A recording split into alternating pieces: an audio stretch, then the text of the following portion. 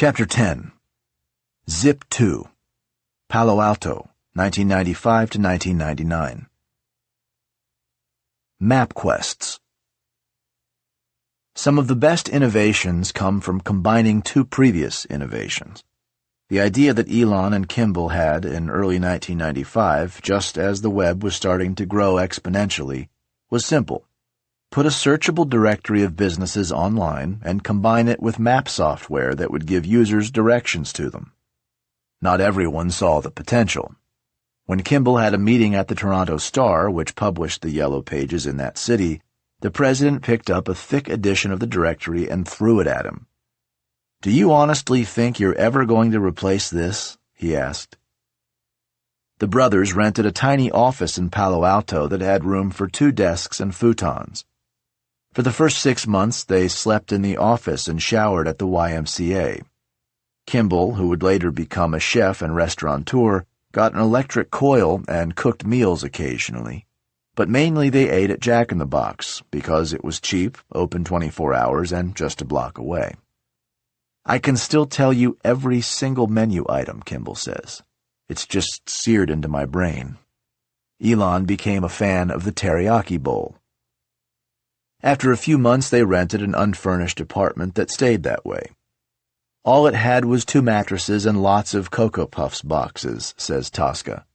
Even after they moved in, Elon spent many nights in the office, crashing under his desk when he was exhausted from coding. He had no pillow, he had no sleeping bag.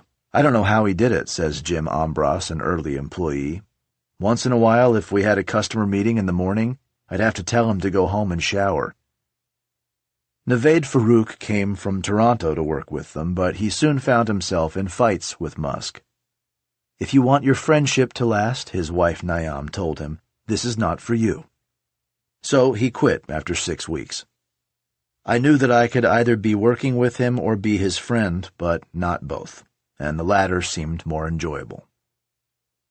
Errol Musk, not yet estranged from his sons, visited from South Africa and gave them $28,000 plus a beat-up car he bought for $500. Their mother, May, came from Toronto more often, bringing food and clothes. She gave them $10,000 and let them use her credit card because they had not been approved for one. They got their first break when they visited Navtech, which had a database of maps. The company agreed to license it to the Musks for free until they started making a profit. Elon wrote a program that merged the maps with a listing of businesses in the area. "You could use your cursor and zoom in and move around the map," says Kimball. "That stuff is totally normal today, but it was mind-blowing to see that at the time. I think Elon and I were the first humans to see it work on the internet." They named the company Zip2, as in zip to where you want to go. Elon was granted a patent for the interactive network directory service that he had created. The invention provides a network-accessible service which integrates both a business directory and a map database, the patent stated. For their first meeting with potential investors, they had to take a bus up Sand Hill Road because the car their dad had given them broke down. But after word spread about the company, the VCs were asking to come to them. They bought a big frame for a computer rack and put one of their small computers inside so that visitors would think they had a giant server. They named it the Machine That Goes Ping, after a Monty Python sketch. "Every time investors would come in, we showed them the tower," Kimball says, "and we would laugh because it made them think we were doing hardcore stuff." May flew from Toronto to help prepare for the meetings with venture capitalists, often staying up all night at Kinko's to print the presentations. "It was $1 a page for color, which we could barely afford," she says. "We would all be exhausted except Elon. He was always up late doing the coding." When they got their first proposals from potential investors in early 1996, May took her boys to a nice restaurant to celebrate. "That's the last time we'll have to use my credit card," she said when she paid the bill. And it was. They were soon astounded by an offer from More Davidow Ventures to invest $3 million in the company. The final presentation to the firm was scheduled for a Monday, and that weekend, Kimball decided to make a quick trip to Toronto to fix their mother's computer, which had broken. "We love our mom," he explains. As he was leaving on Sunday to fly back to San Francisco, he got stopped by U.S. border officials at the airport, who looked in his luggage and saw the pitch deck, business cards, and other documents for the company. Because he did not have a U.S. work visa, they wouldn't let him board the plane. He had a friend pick him up at the airport and drive him across the border, where he told a less vigilant border officer that they were heading down to see the David Letterman show. He managed to catch the late plane from Buffalo to San Francisco and made it in time for the pitch. Moore Davidow loved the presentation and finalized the investment. The firm also found an immigration lawyer to help the two Musks get work visas and gave them each $30,000 to purchase cars. Elon bought a 1967 Jaguar E-Type. As a kid in South Africa, he had seen a picture of the car in a book on the best convertibles ever made, and he had vowed to buy one if he ever struck it rich. It was the most beautiful car you could imagine, he says, but it broke down at least once a week. The venture capitalists soon did what they often do, bring in adult supervision to take over from the young founders.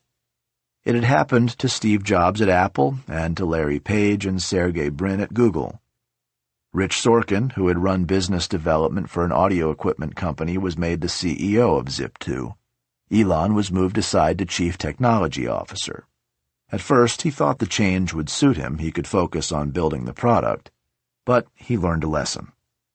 "I never wanted to be a CEO," he says, "but I learned that you could not truly be the Chief Technology or Product Officer unless you were the CEO."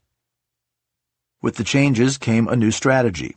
Instead of marketing its product directly to businesses and their customers, Zip2 focused on selling its software to big newspapers so they could make their own local directories. This made sense. Newspapers already had sales forces that were knocking on the doors of businesses to sell them advertising and classifieds. Knight Ridder, the New York Times, Pulitzer, and Hearst newspapers signed up. Executives from the first two joined the Zip2 board. Editor and Publisher magazine ran a cover story titled "Newspaperdom's New Superhero, Zip2," reporting that the company had created a new suite of software structures that would enable individual newspapers to quickly mount large-scale city guide-type directories. By 1997, Zip2 had been hired by 140 newspapers at licensing fees ranging from $1,000 to $10,000. The president of the Toronto Star, who had thrown a Yellow Pages book at Kimball, called him to apologize and ask if Zip2 would be its partner. Kimball said yes. Hardcore. From the very beginning of his career, Musk was a demanding manager, contemptuous of the concept of work-life balance. At Zip2 and every subsequent company, he drove himself relentlessly all day and through much of the night without vacations, and he expected others to do the same. His only indulgence was allowing breaks for intense video game binges. The Zip2 team won second place in a national Quake competition. They would have come in first, he says, but one of them crashed his computer by pushing it too hard. When the other engineers went home, Musk would sometimes take the code they were working on and rewrite it.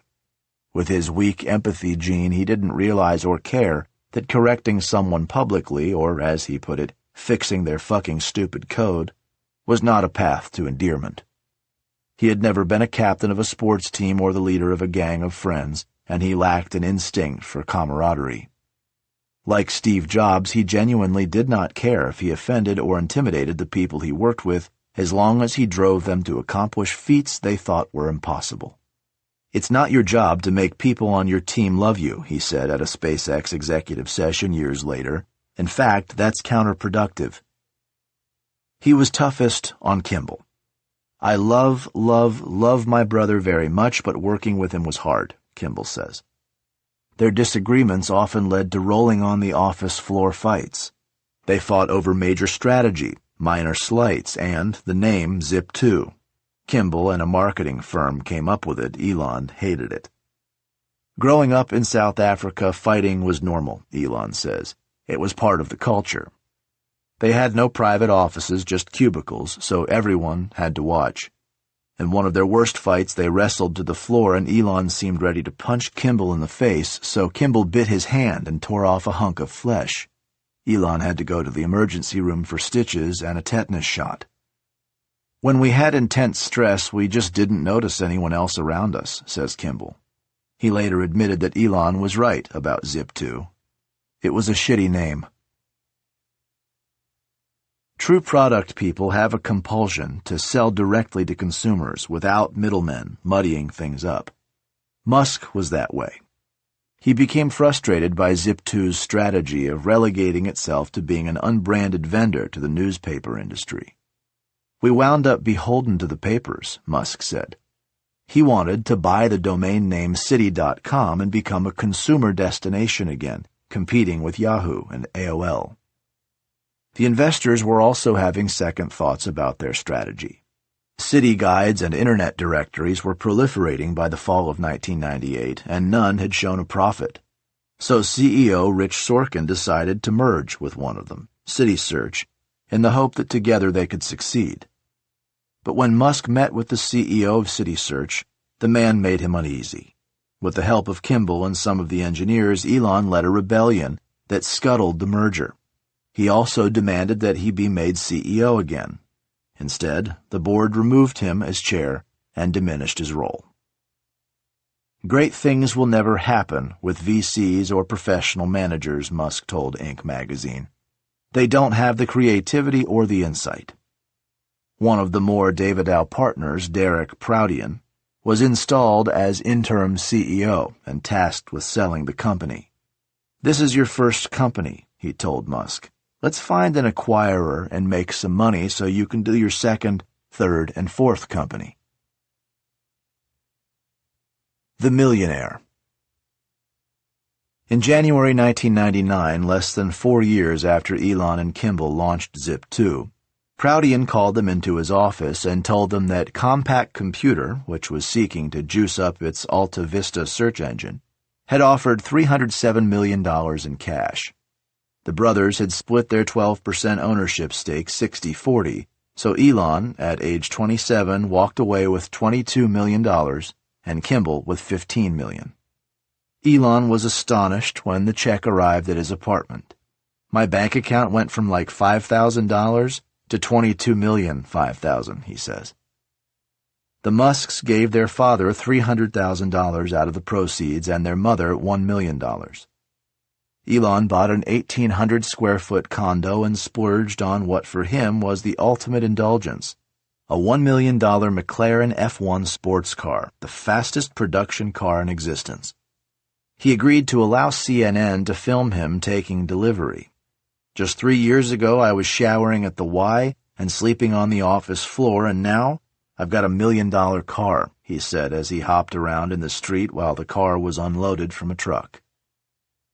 After the impulsive outburst, he realized that the giddy display of his newfound taste for wealth was unseemly. Some could interpret the purchase of this car as behavior characteristic of an imperialist brat, he admitted. My values may have changed, but I'm not consciously aware of my values having changed. Had they changed? His new wealth allowed his desires and impulses to be subject to fewer restraints, which was not always a pretty sight. But his earnest, mission-driven intensity remained intact. The writer Michael Gross was in Silicon Valley reporting a piece for Tina Brown's glossy Talk magazine on newly rich technobrats. I was looking for an ostentatious lead character who might warrant skewering, Gross recalled years later. But the Musk I met in 2000 was bursting with joie de vivre, too likable to skewer. He had the same insouciance and indifference to expectations he does now, but he was easy, open, charming, and funny. Celebrity was enticing for a kid who had grown up with no friends. I'd like to be on the cover of Rolling Stone, he told CNN. But he would end up having a conflicted relationship with wealth. I could go and buy one of the islands of the Bahamas and turn it into my personal fiefdom, but I'm much more interested in trying to build and create a new company, he said. I haven't spent all my winnings. I'm going to put almost all of it back to a new game.